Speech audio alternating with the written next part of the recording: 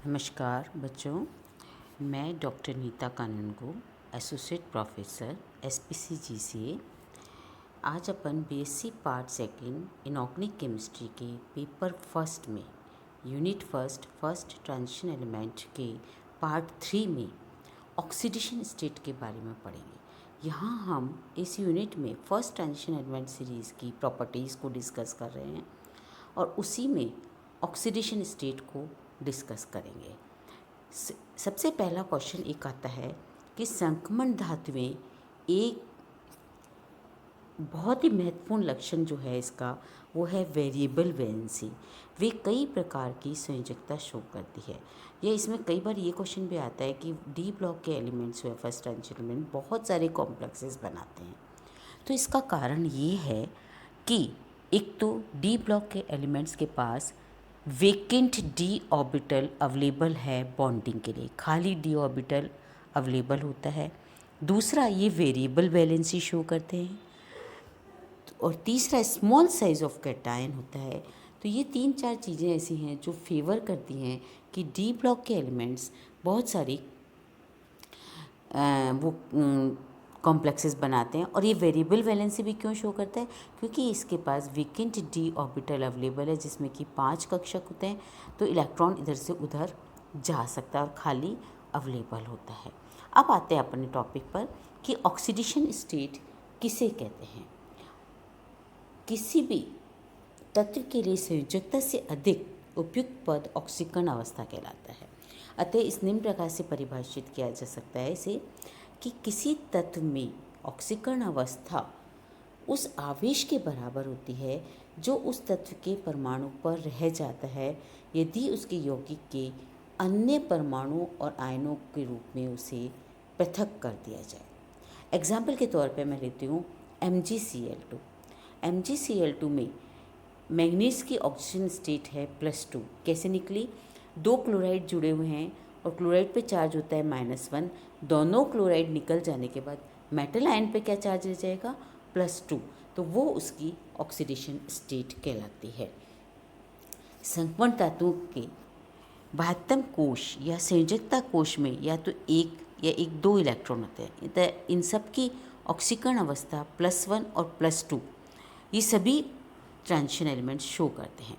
Scandium के अतिरिक्त बाकी सारे तत्व +2 ऑक्सीकरण अवस्था पर दर्शाते हैं, जबकि कॉपर की +1 ऑक्सीकरण अवस्था होती है। मैं टेबल में आप देखिए, क्रोमियम की +1 है, कॉपर की +1 है और बाकी सब जो है +2 ऑक्सीकरण अवस्था दर्शाते हैं। इसका कारण ये है कि क्रोमियम और कॉपर के अंदर जो कॉन्फ़िगरेशन होता है वो होता है 3d5 4s1 और 3d10 4s1। तो S में 1 इलेक्ट्रॉन है, तो जब अपन निकालेंगे तो 1 इलेक्ट्रॉन इजीली निकल जाएगा। पर बाकी जो इलेक्ट्रॉन्स हैं उनमें क्या होता है कि जो S2 के 2 इलेक्ट्रॉन हैं वो एक साथ निकल जाते हैं। स्कैंडियम की +2 ऑक्सीकरण अवस्था इसलिए शो करते हैं क्योंकि इसके दोनों इलेक्ट्रॉन निकल जाते हैं। अब यहाँ पर ये बात आती है कि स्कैंडियम की +2 ऑक्सीकरण अवस्था स्थायी है कि +3 ऑक्सीकरण अवस्था स्थायी है। तो हम देखते हैं कि इसके +2 निकलने के बाद 3D में 1 इलेक्ट्रॉन रह जाता है और +3 निकलने के बाद 3D 0 हो जाता है। तो यानी 3D 0 एक इनर्ट गैस कॉन्फ़िगरेशन है, उत्कृष्ट गैस विन्यास प्राप्त कर लेते हैं।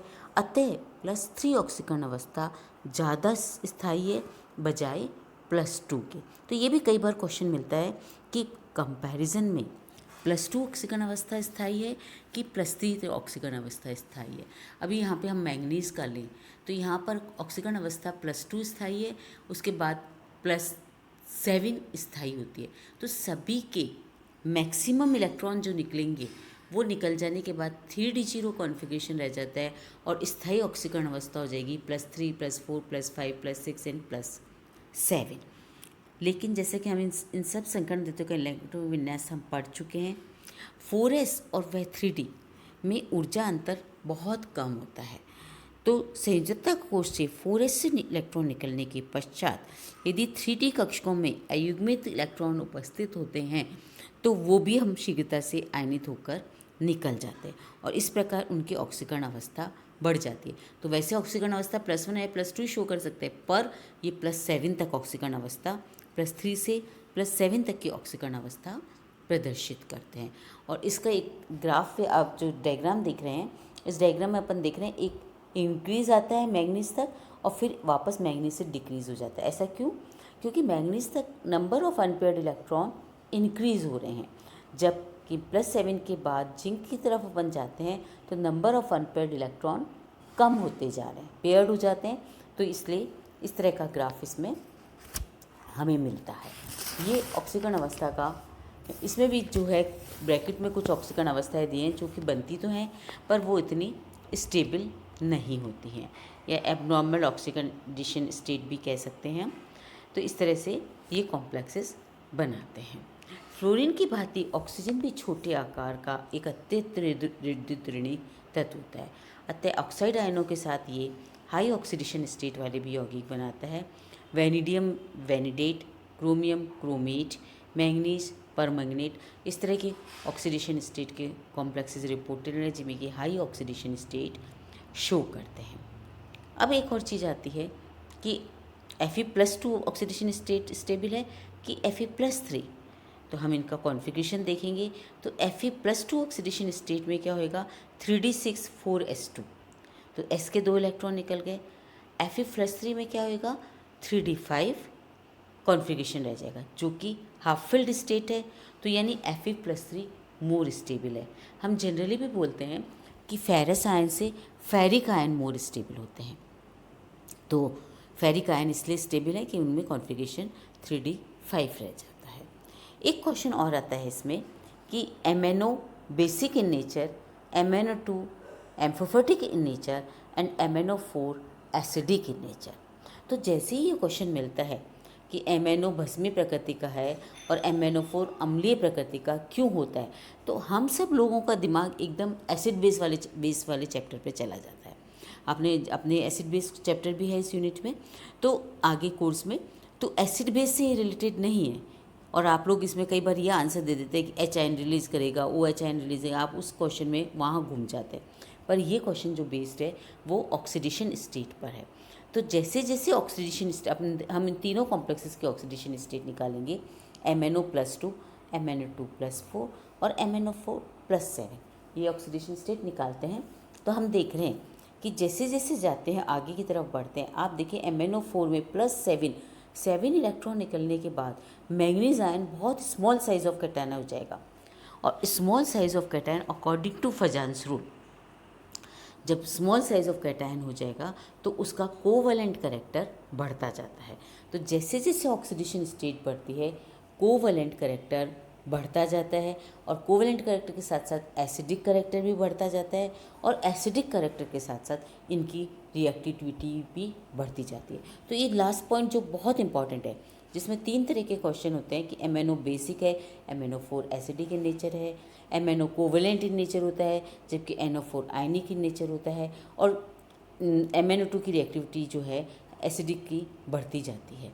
तो ये, और कलर में भी अपन इसमें देखते हैं कि ये हाईली कलर्ड कॉम्प्लेक्सेस बनाते जाते हैं।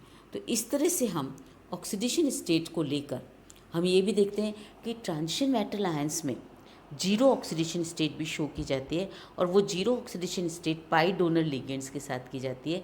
कार्बोनिल लिगेंड्स के साथ इनकी जीरो ऑक्सीडेशन स्टेट भी शो करते हैं। कार्बोनिल, नाइट्रोसिल, पेरिडीन, बाईपेरिडिल, इनके साथ ये क्या करते हैं, जीरो ऑक्सीडेशन स्टेट शो करते हैं। जीरो ऑक्सीडेशन स्टेट में ये D-Pi-P-Pi बैक बॉन्डिंग के थ्रू कॉम्प्लेक्सेस को स्टेबल करते हैं।